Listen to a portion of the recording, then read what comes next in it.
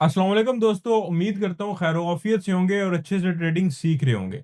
मेरा नाम सैयद शुजात हसन बुखारी है और आप देख रहे हैं बुखारी एकेडमी का सिंथेटिक एंडाइसिस बेसिक कोर्स। आज का हमारा टॉपिक है इंडिकेटर्स के ऊपर। ट्रेडिंग के अंदर इंडिकेटर्स क्या है और इनका यूज केस क्या है।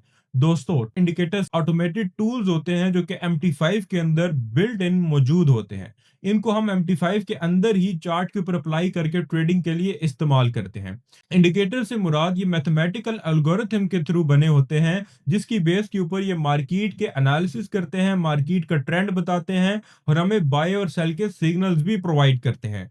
इंडिकेटर का यूज केस ये होता है कि अभी हम विदाउट एनी लॉजिक ट्रेड कर रहे हैं, विदाउट एनालिसिस ट्रेड कर रहे हैं। जब इंडिकेटर हम अपने चार्ट के ऊपर अप्लाई करेंगे तो हम प्रॉपर एनालिसिस के साथ इंडिकेटर को देख के बाय या सेल कर सकेंगे। अभी मैं आपको बताता हूं कि कौन सा इंडिकेटर हमने अभी बेसिक कोर्स के अंदर यूज करना है।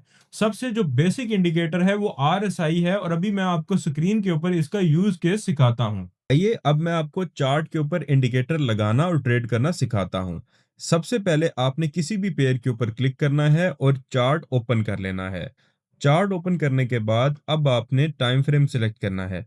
स्क्रीन के ऊपर टैप करें तो इस तरह का ब्लू कलर में सर्कल आपके पास अपीयर होगा, जिसके ऊपर minute 1, minute 5, minute 15, hour 1, hour 4, D1 यानी डे 1 यानी मुख्तलिफ किस्म के चार्ट्स आ जाएंगे। इन चार्ट्स को आप अगली क्लास में समझेंगे। फिलहाल आपने पहले नंबर वाला ऑप्शन को सिलेक्ट करना है, M1 को।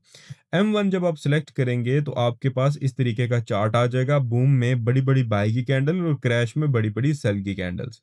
अब आपने क्या करना है, टॉप के ऊपर प्लस वाले आइकन के साथ इंडिकेटर्स वाला आइकन नजर आ रहा है, इसके ऊपर क्लिक करने के बाद मेन चार्ट के ऊपर क्लिक करना है। मेन चार्ट के ऊपर क्लिक करने के बाद अब आपने थोड़ा सा नीचे आना है। यहाँ पे 10वें नंबर पे एक इंडिकेटर नजर आ रहा है, रिलेटिव स्ट्रेंथ इंडेक्स, RSI। बाकी भी इंडिकेटर्स काम के हैं, लेकिन बाकी हेल्पिंग टूल्स होते हैं, छोटी मोटी हेल्प करते हैं। ये प्रॉपर इंडिकेटर आपको एंट्री पॉइंट्स देता है। रिलेटिव स्ट्रेंथ इंडेक्स यानी RSI को आपने सेलेक्ट करना है। इसके बाद कुछ ज़रूरी सेटिंग मैं कर लेता हूं, लेकिन ये सेटिंग आपने नहीं करनी। और सेव के आइकन के ऊपर आपने क्लिक कर देना है और इसके बाद आपने बैक कर देना है। अब आप देख सकते हैं कि आपके चार्ट के ऊपर इंडिकेटर नीचे शो हो रहा है, RSI। और इस इंडिकेटर के अंदर आपको दो किस्म के लेवल्स नजर आ रहे हैं। एक लेवल है 70 का और एक लेवल है 30 का। अब इसके अंदर करना क्या होता है, जब ये इंडिकेटर 70 के ऊपर जाता है तब हमने कोशिश करनी है कि सेल की ट्रेड को प्लेस करना है। और जब ये इंडिकेटर 30 के ऊपर जाता है तब हमने किसी भी पेयर के अंदर बाय की ट्रेड प्लेस करनी होती है। मैं किसी भी कोई और पेयर भी ओपन करता हूं ताकि आपको प्रॉपर एनालिसिस समझ आए। अब ये देखें, मैंने क्रैश 500 इंडेक्स का पेयर ओपन किया है, M1 का टाइम फ्रेम है। तो अब इसके अंदर आप देख सकते हैं कि RSI की जो लाइन है ब्लू कलर वाली, वो 30 वाले लेवल के ऊपर है। बेसिकली जो दरमियान वाली आपको ब्लू कलर में लाइन नजर आ रही है, इस लाइन को देखना होता है और साथ 30 और 70 के लेवल को देखना होता है। अगर आप गौर से देखें तो ये लाइन अभी अभी 30 को क्रॉस कर रही है और टॉप कॉर्नर के अंदर हमें इसकी वैल्यू भी नजर आ रही है कि ये भी 31 के ऊपर है। तो अगर ये लाइन 30 पे जाएगी यानी नीचे जाएगी, 30 को टच करेगी, तो तब हम कोशिश करेंगे एक बाय की ट्रेड इस तरीके से मैंने प्लेस कर दी। अब थोड़ी देर में देखेंगे कि ये ट्रेड प्रॉफिट में आपके सामने आ जाएगी। मैं किसी और पेयर में भी ये आपको करके दिखाता हूँ। मैंने क्रैश 600 इंडेक्स ओपन किया। क्रैश 600 इंडेक्स अभी तक अभी 60 के लेवल पे पहुंच गया है, 70 के लेवल पे नहीं है, ना 30 के लेवल पे है। तो इस केस में हमें इंतजार करना है कि ये या तो 70 के लेवल पे पहुंचे तो सेल ट्रेड लगाएंगे, या ये 30 के नीचे जो लेवल नजर आ रहा है उस पे पहुंचे तो हम बाय की ट्रेड लगाएंगे। अब कोई और पेयर भी ओपन करके उसके भी एनालिसिस कर लेते हैं, देख लेते हैं कैसे काम करना है। M1 का टाइम फ्रेम ओपन है, ये भी किसी भी लेवल के ऊपर नहीं है। आपने इसी तरीके से डिफरेंट पेयर्स को ओपन करके ये देखें। अब ये वाला जो इंडिकेटर है, ये बहुत ज़्यादा नीचे चला गया है, 2 पे चला गया है। अभी 2 के ऊपर आपने कोई भी ट्रेड नहीं लेनी। जब ये वापस 30 के ऊपर आएगा, 30 को टच करेगा या 30 को क्रॉस करेगा, तब आपने चुप करके इस तरीके से बाय की ट्रेड प्लेस कर देनी है।